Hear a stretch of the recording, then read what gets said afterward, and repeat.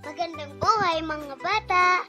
Tara, samahan ninyo akong matuto kasama si Teacher Aika, your online teacher.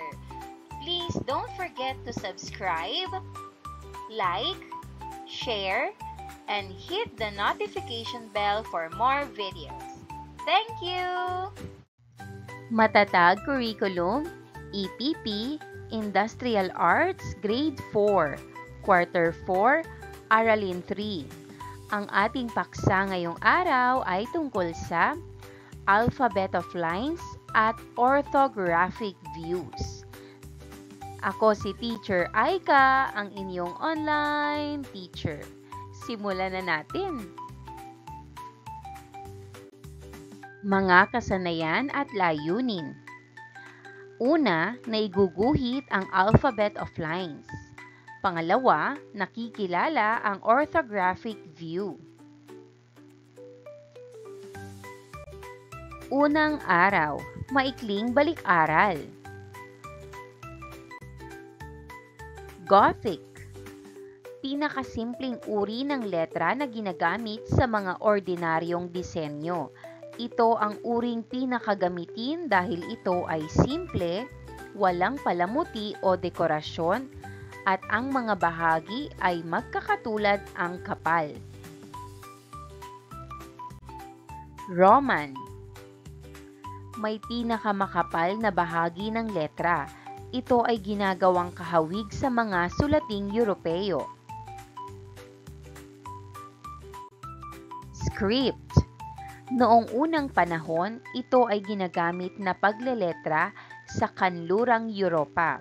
Ito ay ginagamit na pagleletra ng Aleman, kung minsan ito ay tinatawag na Old English. Paglinang sa kahalagahan sa pagkatuto sa aralin. Gawain, alam mo ba? Aha!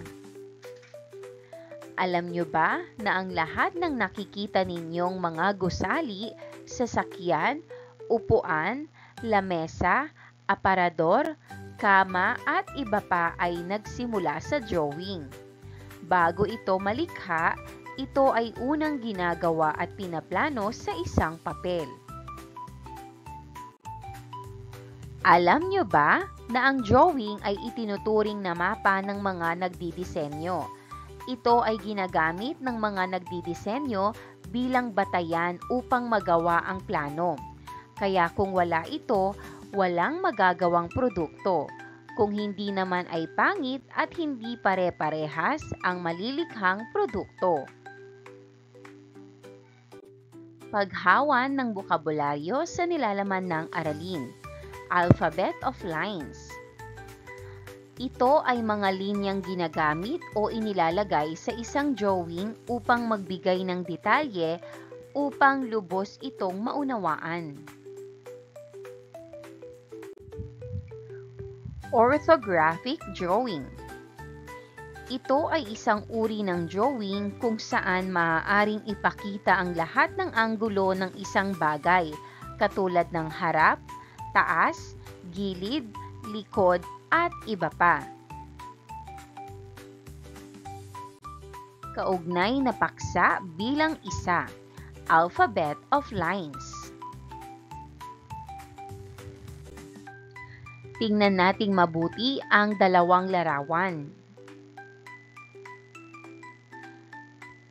Ibigay ang dalawang materyales na ginamit sa lalagyanan ng bulaklak.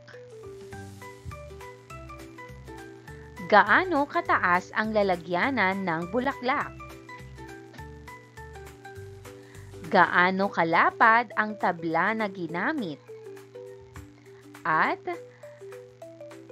gaano kakapal ang tabla?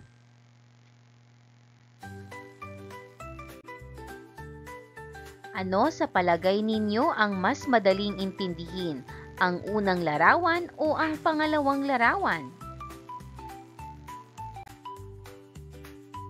Ang pangalawang larawan ay mas madaling intindihin dahil gumagamit ito ng iba't ibang linya katulad nito. Ito ang mga linyang ginamit upang lubos na maunawaan ang drawing na inyong nakita. Ang tawag dito ay alphabet of lines. Halina't tuklasin natin ang iba pang alphabet of lines na siyang makakatulong upang maunawaan natin ang iba't ibang drawing. Pinatnubayang pagsasanay. Ano-ano ang mga hakbang sa pagguhit? Ang sagot, hakbang sa pagguhit. Gumawa ng light sketch o gabay na linya. Iguhit ang pangunahing hugis at detalye. Lagyan ng outline para linawin ang anyo. Gamitin ang shading para sa lalim at liwanag. At i-finalize ang drawing sa pamamagitan ng pag-aalis ng gabay na linya. Ibigay ang iba't ibang uri ng shading. Narito ang sagot. Iba't ibang uri ng shading. Hatching, paggamit ng magkahiwalay na linya. Cross-hatching, pagsasama ng linya sa iba't ibang direksyon. Stippling, paggamit ng maliliit na tuldok. Blending, paghahalo ng madilim at maliwanag na bahagi. Dumako na tayo sa iba't ibang pangalan ng alphabet of lines. Leader line. Ito ay ginagamit upang ituro ang isang bahagi ng drawing. Linya. Narito ang halimbawang aplikasyon.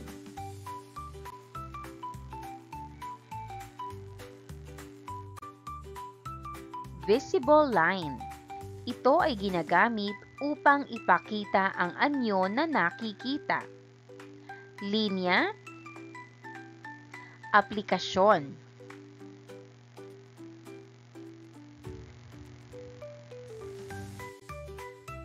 Dimension line.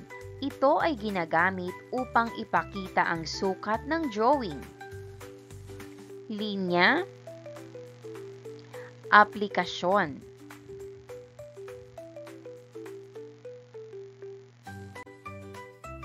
Center line. Ito ay ginagamit upang maipakita ang sentro ng butas. Linya. Aplikasyon.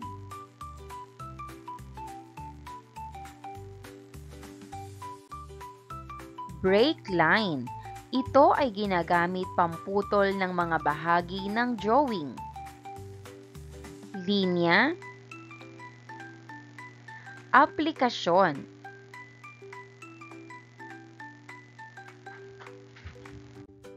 Section line. Ito ay ginagamit upang ipakita ang nahating parte ng drawing. Linya. Aplikasyon.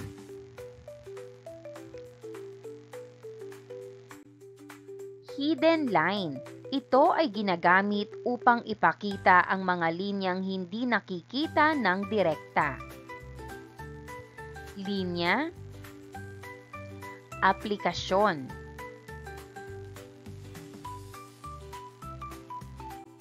Paglalapat at pag-uugnay. Gawain, alphabet of lines. Panuto, iguhit ang mga alphabet of lines batay sa kung ano ang nakasulat. Mga kagamitan, lapis, pambura, ruler, at marking pen. Narito ang pamantayan. Kalinisan, simbolong naiguhit, at kaangkupan ng konsepto. 5 puntos ang pinakamataas at 3 puntos naman ang maaaring pinakamababa.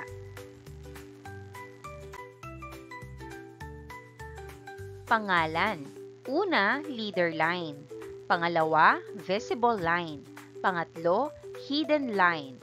Pang-apat, section line. Pang-5, break line.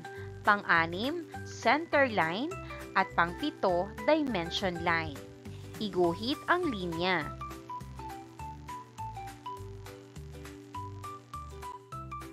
Ikalawang araw, kaugnay na paksa bilang 2. orthographic view. Pagproseso ng pag-unawa. Pagmasdan at pag-aralan ang nakikitang larawan at subukang sagutin ang mga sumusunod. Una, nasaan kaya ang harap na bahagi ng larawan? Anong kulay? Pangalawa, nasaan kaya ang gilid na bahagi ng larawan? Anong kulay? At pangatlo, nasaan kaya ang taas na bahagi ng larawan? Anong kulay? Ibahagi ang iyong sagot sa klase. Iba't ibang orthographic views. Front view. Ito ang nakikitang itsura ng bagay kung titignan ito mula sa harapan. Side view. Ito ang nakikitang itsura ng bagay kung titignan ito mula sa tagiliran.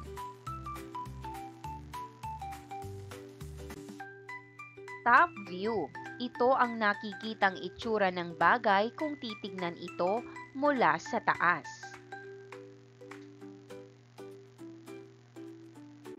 Muli, ang orthographic views ay ang front view, side view, at top view.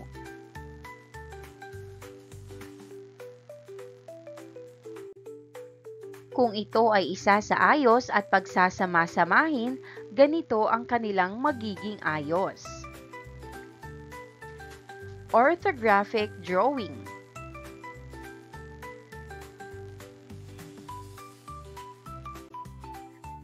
Ikatlong araw, paglalapat at pag-uugnay. Gawain, orthographic views, panuto, kilalanin ang iba't ibang orthographic view ng dalawang larawan. Kulayan ng blue ang front view, kulayan ng green ang side view, at kulayan ng red ang top view.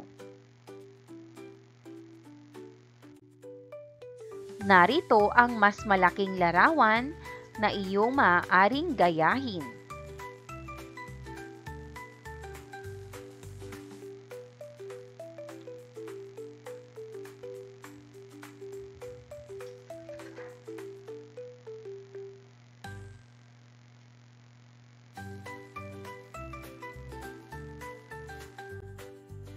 Ika-4 na araw, pabaong pagkatuto. Tanong, tugon, ibigay ang iba't ibang alphabet of lines. Ano ang kahalagahan ng alphabet of lines sa isang drawing? At ibigay ang iba't ibang orthographic views.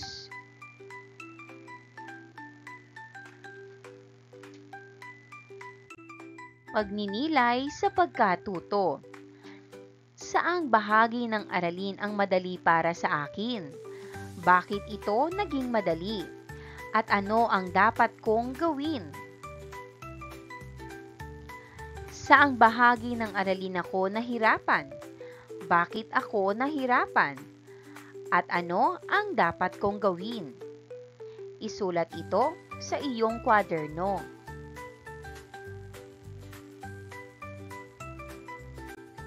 Pagsusulit bilang isa, panuto, iguhit ang mga tinutukoy na alphabet of lines.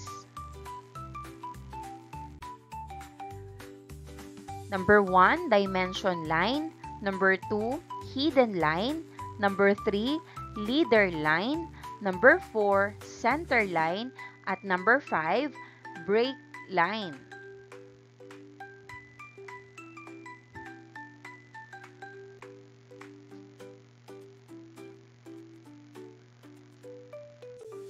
Sagutin natin. Dimension line. Hidden line. Leader line. Center line. Break line.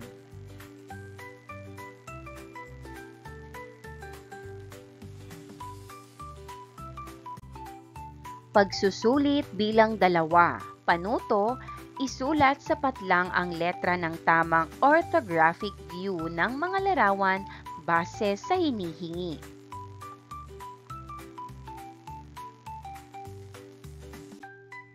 Number 1. Ano ang tamang front view ng nasa tabing larawan?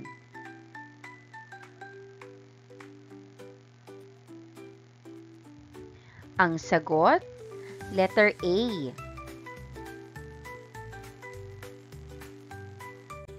Number 2. Ano ang tamang side view ng nasa tabing larawan?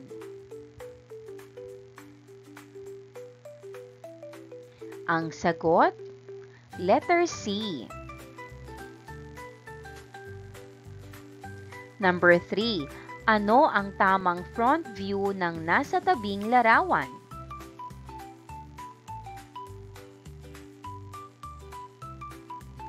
Ang sagot, letter B.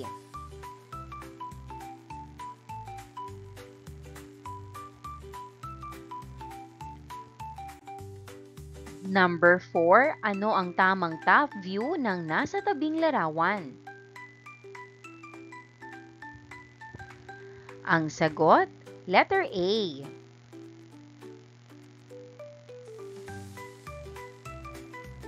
Number 5. Ano ang tamang side view ng nasa tabing larawan? Ang sagot, letter C.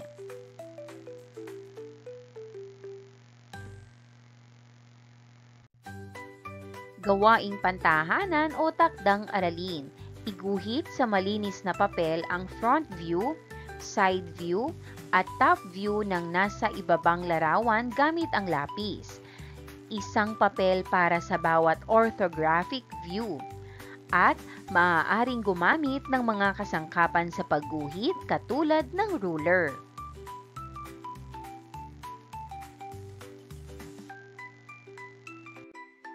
Maraming salamat sa panonood! Huwag kalimutang i-like at mag-subscribe para sa higit pang educational content. I-click ang bell icon para ma-update ka sa ating mga bagong video. Salamat!